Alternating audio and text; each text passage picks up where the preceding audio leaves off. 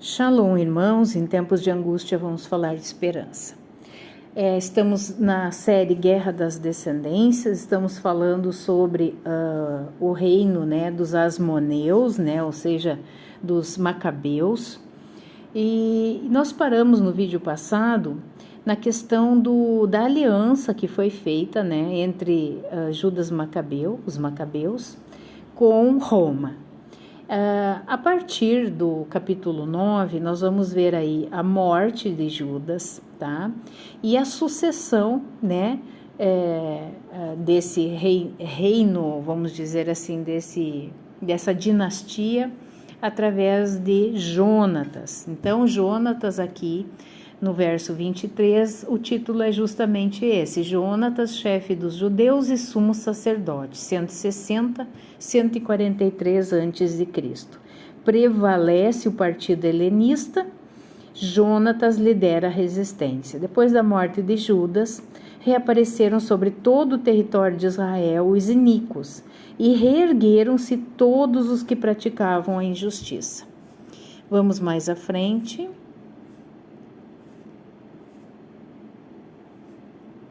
Capítulo 10 vai falar o seguinte: competição de Alexandre Balas. Jonatas é por ele nomeado sumo sacerdote.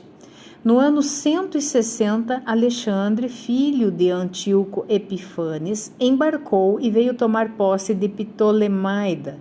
Teve boa acolhida e ali começou o seu reinado. Então, vamos primeiramente ver quem é Alexandre Balas.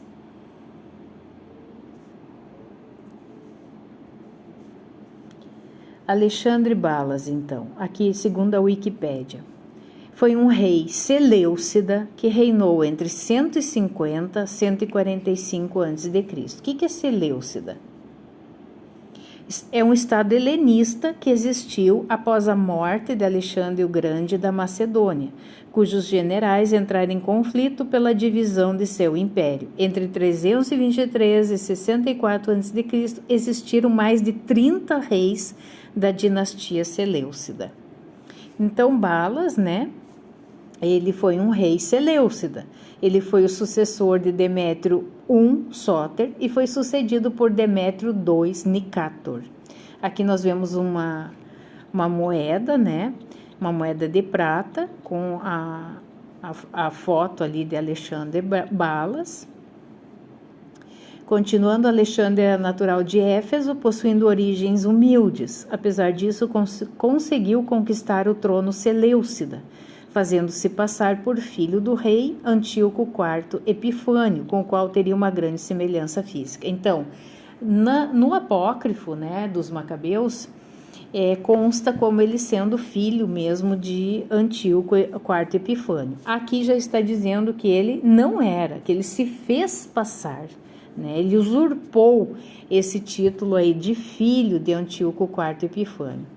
Com a ajuda de mercenários, conseguiu derrotar e matar o herdeiro legítimo do trono, Demétrio I Sóter. A gente sabe que isso ocorria, né, era uma coisa muito frequente, essas traições, tomadas de poder, enfim. Foi apoiado nas suas pretensões pelo reino de Pérgamo, pelo Egito Ptolemaico e pelo Senado romano. Na Bíblia, primeiro livro dos Macabeus, Alexandre Balas é designado como Alexandre Epifânio. Sabe-se que obteve a lealdade de Jonatas, chefe dos judeus, ao qual prometeu uma túnica púrpura, uma coroa de ouro e o cargo de sumo sacerdote, apesar deste não ter ligação com as famílias sacerdotais. Deixa eu ver o que fala aqui neste... nada. Então, aqui a gente já vê, né, que toda esse levante dos judeus contra o estabelecimento, né, desse helenismo aí em Jerusalém, em Israel, ele permaneceu bastante forte aí, né, com Matatias, né, que seria ali o patriarca, depois com Judas Macabeu, mas ao final aí já Judas Macabeu acaba por se aliançar com Roma, né? Então já começa a adentrar uma questão política. Continuando, casou com Cleópatra Teia, filha do rei egípcio Ptolomeu VI Filômetor, mas o pai desta considerou o casamento inválido e entregou a Demétrio II Nicátor, novo pretendente ao trono seleucida, que decidiu apoiar. Demétrio enfrentou Alexandre numa batalha que teve lugar perto de Antioquia. Quando este tentava fugir, foi decapitado por Zabdiel da Arábia. Então, vamos continuar aqui na nossa leitura. Então, aqui a gente vê, né, que ele prometeu, né, o sumo sacerdócio e nomeou Jonatas como sumo sacerdote. E veja bem, qual a autoridade que um rei seleucida tem para nomear alguém ao sumo sacerdócio, né? Como a gente sabe, o Todo-Poderoso deu toda como se diz assim, a genealogia, né? De quem viria o sumo sacerdócio, que seria de Aharon, né? Então, ele vem e promete esse sumo sacerdócio. Jonatas, né? Como diz, cresceu o olho, né? Aceitou todas as ofertas aí, né, de Alexandre Balas. Eu quero passar aqui para um site que ele fala, né, a parte histórica, e eu vou ler para vocês. Bom, a página é essa que vocês estão vendo aí, fala sobre a história de Israel. Então nós vamos ler aqui Jonatas, o primeiro sumo sacerdote macabeu. Isso foi compreendido entre 160 e 143 a.C. Com a morte de Judas, o comando da luta passa para Jonatas, seu irmão. E entre 160 e 143 a.C., as vitórias dos macabeus multiplicar-se-ão. Após a morte de Judas, Báquides, quem é Báquides? Vamos ver quem é Báquides. É bem resumido, então vamos dizer que Báquides foi um general grego helenístico, amigo do rei grego sírio Demétrio e governante do país além do rio Eufrates. Se você quiser continuar lendo, pode colocar Báquides aí, né? E você vai ver o restante das informações. Então, após a morte de Judas, Báquides reforça as posições seleucidas no território judeu. A situação fica difícil, ainda mais que uma fome terrível alastra-se na Judéia. Então, isso está em 1 Macabeus 9, 23 ao 26. A fome deve ser consequência de uma má colheita feita após o ano sabático de outubro de 163 a outubro de 162 antes do Mashiach. Êxodo 23, 10, 11, Levítico 25, 2, 7 determinam que a cada 7 anos a terra deve ser deixada em repouso durante um ano. E o ano do alqueive. Alqueivar significa lavrar a terra e deixá-la de pouso para que recupere sua força produtiva. Os especialistas divergem sobre o modo como funciona o ano do alqueive. Bom, isso não vem ao caso, né? Bom, essa fome então aconteceu. Jonatas é perseguido por Báquides, se refugia no deserto, na região de Tecoa. Os vades, riachos secos que descem para o Mar Morto, são ótimos refúgios para os revolucionários macabeus, como já tinham sido para os partidários de Davi, 1 Samuel 24, e futuramente o serão também para os partidários de Bar-Cossibá, por ocasião da revolta judaica de 132, 135 depois de Cristo. O irmão de Jonatas, João, cai numa emboscada em Mádaba e é morto por nabateus, os filhos de Iambre. Jonatas vinga-se do massacre de seu irmão. Nesse meio tempo, morre o sumo sacerdote Alcimo. Em 159 a.C., Jonatas enfrenta e vence Báquides em Bet-Basi e em seguida estabelece a paz com este governador seleucida. Estranho, né? Enfrenta, vence e depois estabelece a paz. Diz em 1 Macabeus 9,73, cessou assim a espada de afligir Israel, e Jonatas estabeleceu-se em Macmas, onde começou a governar o povo. Ele fez desaparecer os ímpios do meio de Israel. Saunier observa que a retirada de Báquides parece incompreensível, embora possamos observar que o partido helenista devia estar enfraquecido depois da morte do sumo sacerdote Alcimo, que não fora substituído, o que leva a subentender uma carência das autoridades religiosas judaicas. Por outro lado, Jonatas provavelmente aproveitara estes meses para reforçar suas tropas e garantir para si um quartel-general estável. 1 Macabeus 9,73 diz, literalmente, que Jonatas começa a julgar o povo. Para o autor do livro, Jonatas é assimilado aos antigos juízes de Israel que julgavam o povo. O que Jonatas faz daqui para frente é se aproveitar das lutas internas dos Seleucidas nas suas disputas dinásticas e consolidar um espaço cada vez mais amplo de liberdade judaica. Com efeito, aparece um novo pretendente ao trono seleucida, Alexandre Balas, que se diz filho de Antíoco IV e tem o apoio dos romanos. E Schurer diz que em Esmirna vive o jovem Balas, de origem humilde, mas muito parecido com Antíoco V Eupátor, filho de Antíoco IV Epífanes. Átalo II, rei de Pérgamo, coroa o rei, opõe-no a Demétrio e Balas obtém o apoio do Senado romano, além de contar com as boas graças de Ptolomeu VI, Filométor, do Egito, e de Ariarate V, da Capadócia. Assim, Balas inicia sua guerra contra Demétrio, de quem os sírios estão saturados. Para consolidar a sua posição na região, Alexandre Balas precisa ganhar o apoio dos judeus. Por isso, nomeia Jonatas sumo sacerdote. Em 152 a.C., Jonatas oficia pela primeira vez na festa dos tabernáculos em outubro de 152 a.C. Além disso, ele recebe o título honorífico de amigo do rei. Complicado, né, irmãos? 1 Macabeus 10, 18 ao 20 diz, o rei Alexandre a seu irmão Jonatas, saudações, fomos informados a teu respeito de que és um homem poderoso e valente. Veja bem como é que é a estratégia do inimigo, né? Ele vem com elogios, né? Usando aí de artimanhas para insuflar o ego, né? Essa é sempre a artimanha do inimigo.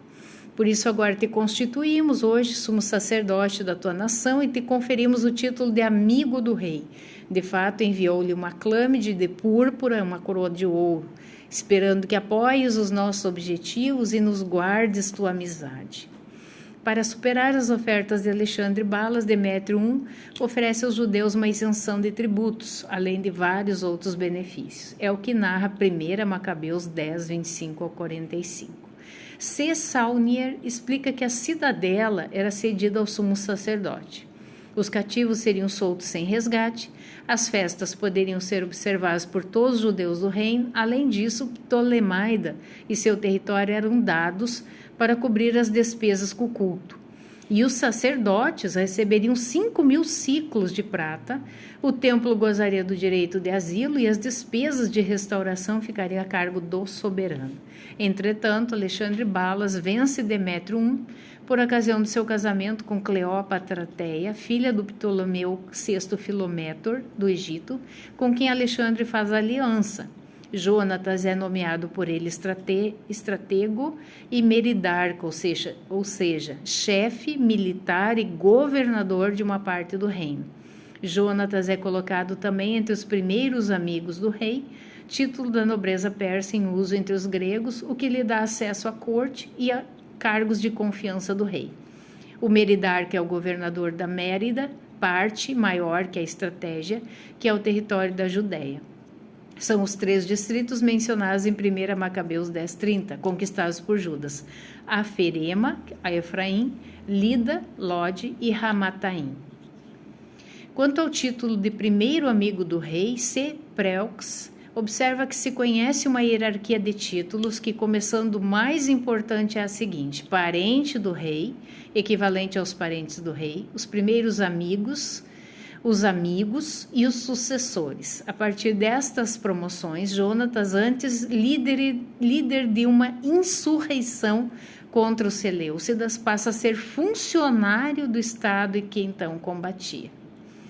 Mas as complicações continuam, pois Demétrio II, filho mais velho de Demétrio I, desembarca na Cilícia, vindo de Creta, em 147 a.C., e toma a Síria.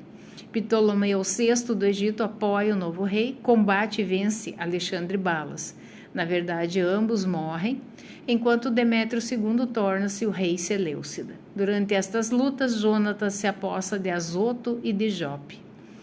Demétrio II baixa novo decreto em favor dos judeus, 1 Macabeus 11, 30-37, que retoma em parte o de seu pai Demétrio I, recusado por Jonatas.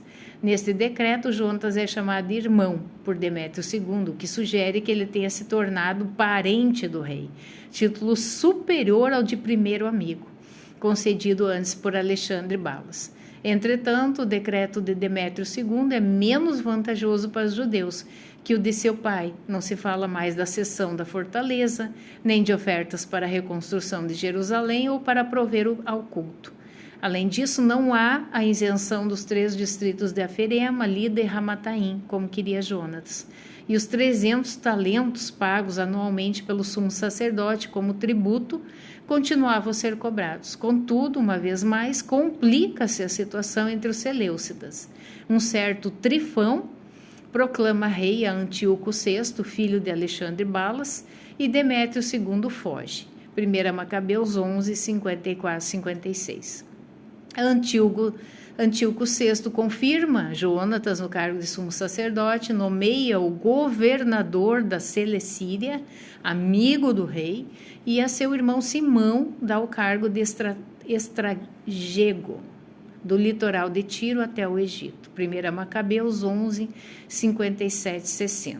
Jonatas ainda continua sua luta, ocupa algumas cidades, vence os generais de Demétrio II, mas cai vítima de Trifão, que o mata.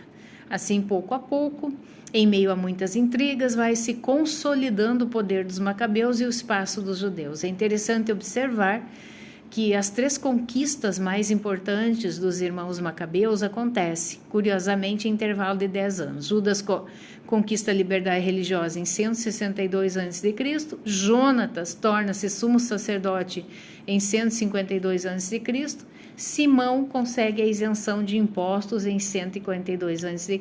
Por outro lado, não sendo os macabeus de família sadoquita, a ocupação do sumo sacerdócio é considerada uma usurpação pelos judeus mais tradicionais.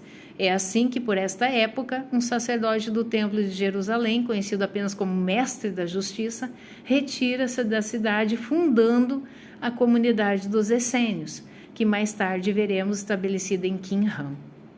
É também nesta ocasião, cerca de 150 a.C., que Onias IV, filho de Onias III, que fora morto em Dafne por ordem de Menelau, funda em Leontópolis, no Egito, no delta do Nilo, perto de Mênfis, um templo semelhante ao de Jerusalém. Com a ascensão dos macabeus, os Oníadas, família da qual provinham os sumos sacerdotes, ficam excluídos. Ptolomeu VI Filométor, 181-145 a.C., e sua esposa Cleópatra II concedem a Onias IV uma cleruquia, tornando-se este Oníada general e sumo sacerdote. Apol explica que com suas tropas e respectivas famílias, Onias IV estabeleceu-se no território no qual se erguia o templo, denominado Terra de Onias. O nome árabe atual é Tel al-Yahudiya. Onias IV interfere nas lutas ptolomaicas pela sucessão, defendendo a rainha Cleópatra contra seus rivais. Também seus filhos Ananias e Euquias são generais que lutam mais tarde no exército ptolomaico.